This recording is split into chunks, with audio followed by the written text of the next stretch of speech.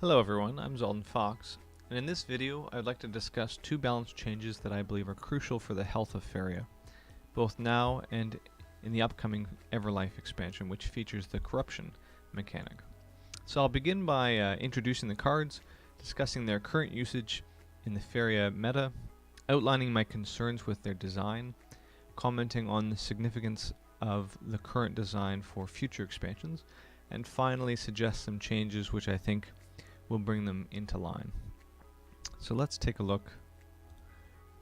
And these are the two cards, Imperial Drain and Crystal Flower. So let's begin with the Drain. So Imperial Drain is a zero-cost neutral structure with 2 life, and its text reads, Faeria wells are empty, and on production it deals 1 damage to itself. Now Drain removes all the Faeria from all 4 wells on the board, and immediately upon being played, and no character or creature can collect Faeria until the Drain is gone. If the Drain is killed, all the Faeria wells will remain empty. So it's used almost exclusively in Rush decks, and it's specifically used in Red Rush, and the question is why? Why is this the case? Well, it's partly due to the changes in the combat mechanic, which allows combat creatures to proc not just on creatures or structures, but also when hitting gods. And it also has a little bit to do with the upgrade to Gift of Steel. Now, Red finds it very desirable to send their attacks toward the god rather than the creatures. And there are 3 important pieces to that, which I'll put up on the screen for us, so we have them here. You can see we have Gift of Steel working together with these 3 important creatures. Grimguard, which is going to proc for damage, Underground Brigand, which is going to give back Faeria, and Queen's Guard, going to do the same thing. Now Yellow Rush generally gets to chip in damage via haste creatures, and it often relies on collectors at the well to maximize the efficiency for things like Wind Soldier or Roger Monks and Kaleem's followers. Drain is not so desirable in these instances, but what makes Imperial Drain really problematic then? It essentially narrows the window of time within which a defending player can react and counter the Red Rush player. The question is, how does it do this? Well, first, because players only gain 3 Faeria per turn as a static resource, Drain allows the Rush player to circumvent the only advantage the defender possesses in the early portion of the game, and that is collection. Practically what this means is that the defending player must be more efficient than usual with their cards, or they will be at a disadvantage, because they are halted from both collecting and making trades. Now the trouble is that Drain eliminates this disadvantage, and forces a more creature-heavy approach to rush problems. In one sense, there's nothing particularly bad about this, but this is exactly why Red Rush and not Yellow utilizes the Drain. The major red creatures that I have on screen for us possess a lucrative combat effect, either burning the opponent or gaining Faeria. No other color benefits to the same degree from this twin problem placed on the defender. You must run out creatures and be efficient with your Faeria, and you must also attempt to avoid giving your opponent resources by attacking with creatures. And this creates a very specific set of responses necessary to survive until the Drain effect is gone.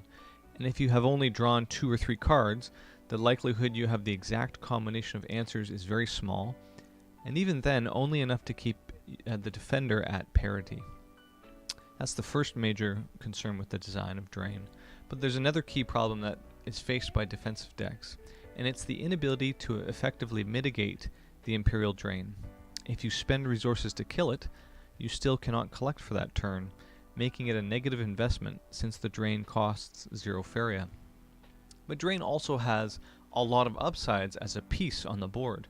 It can impede counter-rush strategies by blocking a crucial hex in front of the orb, or be used in the middle of the board to protect the Red Rush's player's creatures. Simply put, if the defender has a creature on board, or is about to, which is almost guaranteed, there is 0 downside to playing Imperial Drain.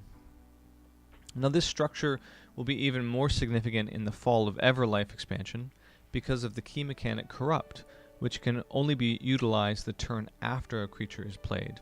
Now though offering some value to defensive decks that can make use of opponent lands, the Drain in its current form is set to continue to dominate, precisely because Corruption is tied to a number of high land requirement cards that have minimal impact the turn they are played. Decks will continue to struggle to manage the window of doom, as we might call it. And you can just think of the Faeria cost differential between a 5/4 Axe Grinder, for example, versus the 6 cost Hydra with Corruption. That's an amazing trade, and the player who gets to drain and the Hydra doesn't get to collect, it's amazing trades and amazing value for that red player.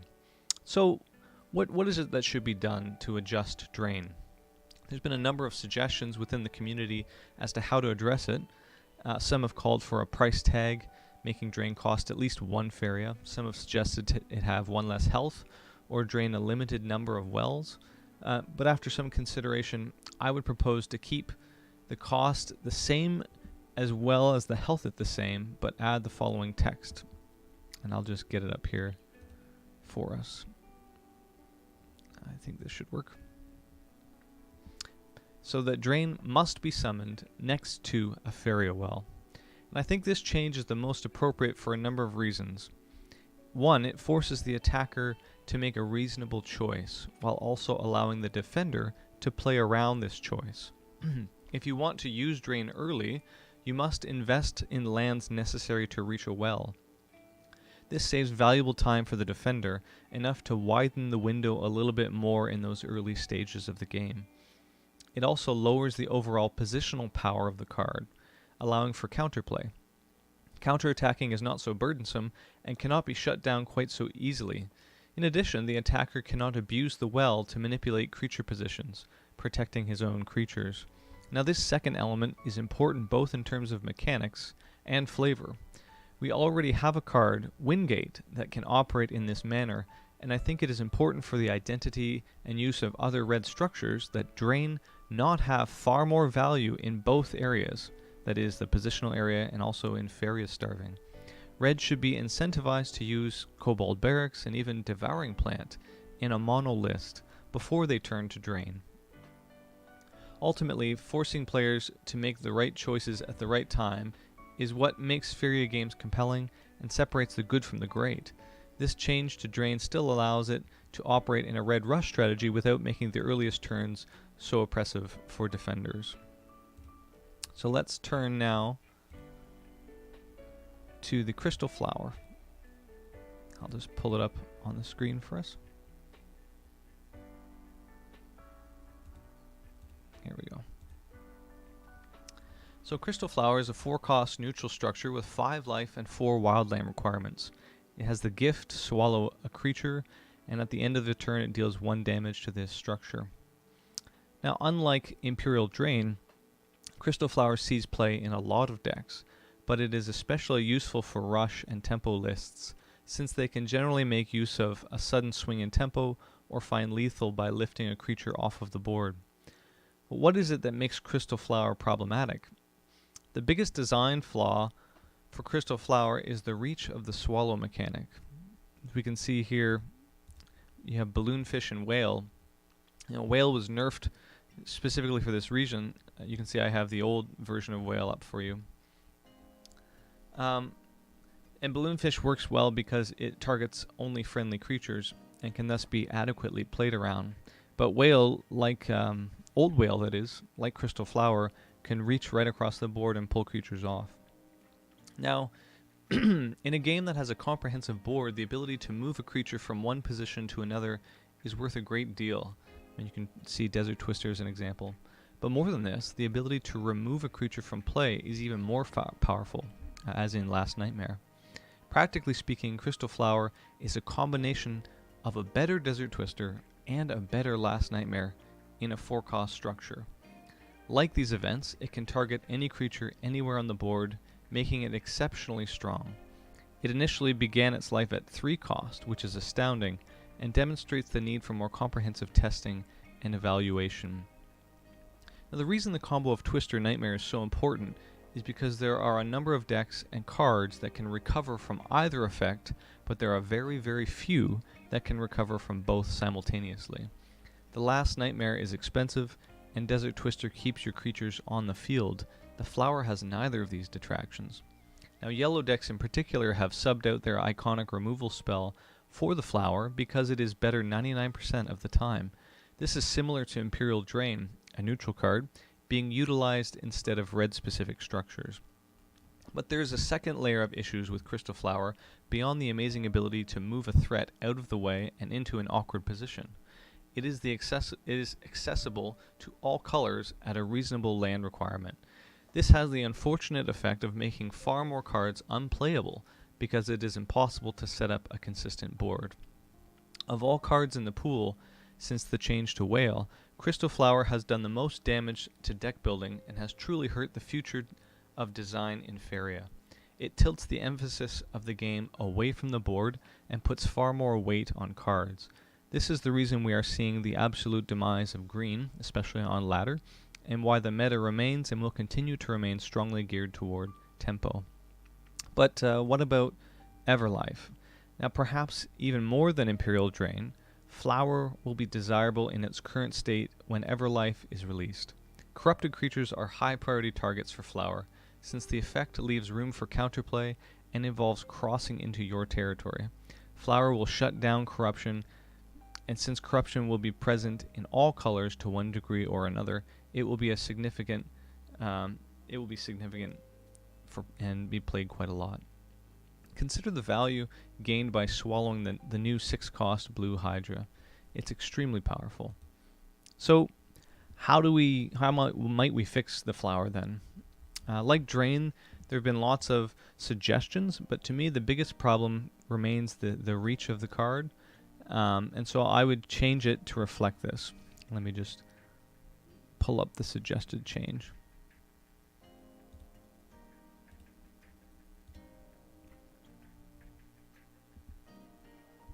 It would be a 3-cost, 2 health, 4 land requirements, and with a gift that's just simply swallow an adjacent creature.